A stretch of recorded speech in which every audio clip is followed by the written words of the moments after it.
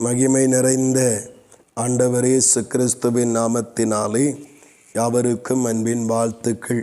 தேவன் தாமே ஒவ்வொருவருடைய வாழ்விலும் மகத்துவமான கிரியைகளை நடப்பித்து மகிமைப்படுத்துவாராக. இந்த நாளுக்குரிய தியான வசனம் ஏசாயா 17வது அதிகாரம் அதன் 8வது வசனம். தன்னை உண்டாக்கினவரையே நோக்குவான், அவன் கண்கள் இஸ்ரவேலின் பரிசுத்தரையே நோக்கி கொண்டிருக்கும் என்று ஆண்டவருடைய வார்த்தை சொல்லுகிறது. இதிலே நாம் கவனிக்கும் பொழுது ஒரு திரள் கூட்ட ஜனங்கள்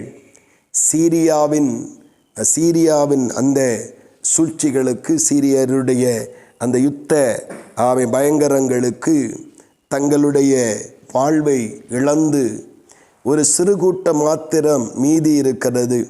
அந்த மீதியாயிருக்கிற அந்த கூட்டம் அந்த யுத்த சீரியருடைய கையிலிருந்து விடுவிக்கப்பட்டிருக்கிற அந்த சிறு கூட்டம் ஆண்டவராகிய தேவனை சார்ந்து அல்லது தேவனை பற்றி கொண்டு தேவனையே விசுவாசித்திருக்கிற அந்த கூட்டமாயிருக்கிறது. அவர்கள் அந்த சீரியருடைய சத்துருக்களுடைய கையிலிருந்து மீட்கப்பட்ட அந்த நிகழ்வை குறித்து வேதம் இவ்விதமாய் சொல்லுகிறது.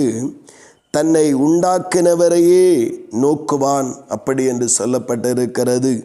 அவன் கண்கள் இஸ்ரவேலின் பரிசுத்தரையே நோக்கி கொண்டிருக்கும் என்று ஆண்டவருடைய ஆவியானவர் அங்கு எழுதி வைத்திருக்கிற காரணம், அந்த சத்துருக்களுடைய கரத்திலிருந்து தன்னை மீட்டு காத்து கொண்ட அந்த நன்றி கடனாக இனியும் அந்த தேவனுக்கு துரோகமான அல்லது தீமையான காரியங்களை செய்து அவரை விட்டு தூரம் போகாதபடி, நம்பிக்கையை அவர் மேலே வைத்திருக்கிற அந்த விசுவாசத்தை விட்டு விலகி செல்லாதபடி, நாம் தப்புவிக்கப்பட்டிருக்கிறோம், காப்பாற்றப்பட்டிருக்கிறோம், கர்த்தரையே நோக்கி கொண்டிருக்க ஆண்டவராகிய தேவன் தங்களுடைய வாழ்விலே இரக்கம் கிடைக்க பண்ணுவதற்காக ஆண்டவருடைய நாமத்தை ஸ்தோத்திரம் அந்த இடத்திலே விசுவாசத்தோடு பற்றி கொள்ளுகிற அந்த ஜீவிதத்தை குறித்து இங்கே சொல்லப்படுகிறது.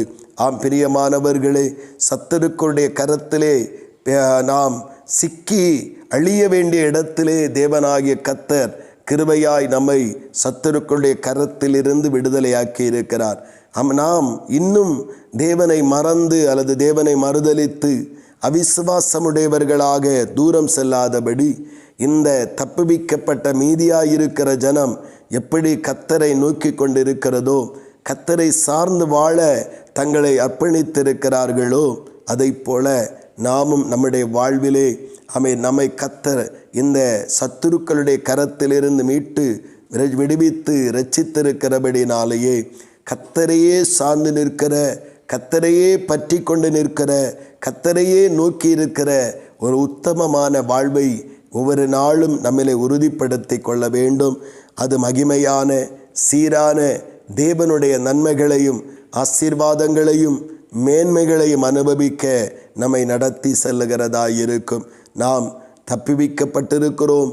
தப்புவிக்கப்பட்ட இந்த வெற்றியை நம்முடைய சுய நலத்திற்காக வெளிப்படுத்தாதபடி, அதை அனுபவிக்க நினைக்காதபடி கர்த்தரையே நோக்கி கொண்டிருப்போம், கர்த்தரையே சார்ந்திருப்போம், கர்த்தரை விட்டு விலகாத இருதயமுடையவர்களாய் காணப்படுவோம். மென்மேலும் தேவ நன்மையும் தேவ ஆசீர்வாதங்களும் தேவ கிருபைகளும் நன்மைகளும் பெருக ஆண்டவராகிய தேவன் ஒவ்வொருவருடைய வாழ்விலும் அதிசயமானவைகளை செய்து இன்னும் கர்த்தரை முழுமையாய் எல்லா காலத்திலும் பற்றி கொண்டிருக்கத்தக்கதான நம்பிக்கையுடையவர்களாய் நம் ஒவ்வொருவரையும் நம்முடைய வாழ்விலே நிலைநிறுத்துவாராக. கர்த்தருடைய அந்த சமூகத்தினின்று விலகி செல்லாத ஒரு உத்தமமான ஜீவிதத்தை நாம் சத்துருக்களின் கரத்திலிருந்து தப்புவிக்கப்பட்ட நமக்கு தந்து, அந்த உறுதியான நம்பிக்கையோடும் விசுவாசத்தோடும் ஒவ்வொரு நாளும் தேவனை நோக்கி ஜெபிக்கிற, தேவனை நோக்கி காத்திருக்கிற அனுபவத்தோடு இயேசுவை பின்தொடர நம் ஒவ்வொருவருக்கு கிருபை தருவாராக. ஆமீன், ஆமீன். செபிப்போம். பரலோகத்தின் நல்ல ஆண்டவரே, பரிசுத்தமான நம்முடைய இரக்கங்களுக்காக கிருபைகளுக்காக உமக்கு நன்றி செலுத்துகிறோம். பரிசுத்த தெய்வமே, நாங்கள் ஆண்டவரே சத்துருக்களுடைய கரத்திலே சிக்கி அழிந்து இந்த உலகத்தோடு மண்ணோடு மண்ணாக செல்ல வேண்டியவர்கள். ஆனால் கிருபையினாலே சத்துருக்களுடைய சூழ்ச்சிகளுக்கும் பொல்லாத பிசாசனுடைய தந்திரங்களுக்கும் எங்களை விலக்கி மீதியாகின ஒரு கூட்டமாக வைத்திருக்கிறீர். இரட்சிப்பை பெற்ற ஒரு கூட்டமாக வைத்திருக்கிறீர்.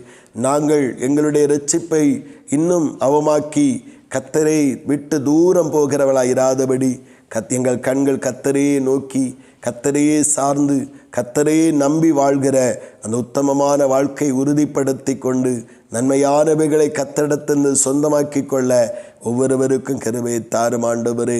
ஆண்டவர், அப்படி நாங்கள் ஒவ்வொரு நாளும் கர்த்தரையை நோக்கி கொண்டிருந்து கர்த்தரையை சார்ந்து நிற்கும் பொழுது எங்களை நடத்துவது மாத்திரமல்ல, மகிமைப்படுத்துகிற தேவனமாய் இருக்கிற அதற்காய் ஸ்தோத்திரம். இந்த அனுபவத்திலே நாங்கள் ஒருபோதும் பின்வாங்கி விடாதபடி உறுதியாயிருக்க கிருபையை தாரும்.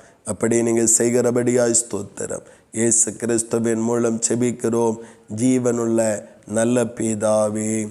ஆமேன், ஆமேன்.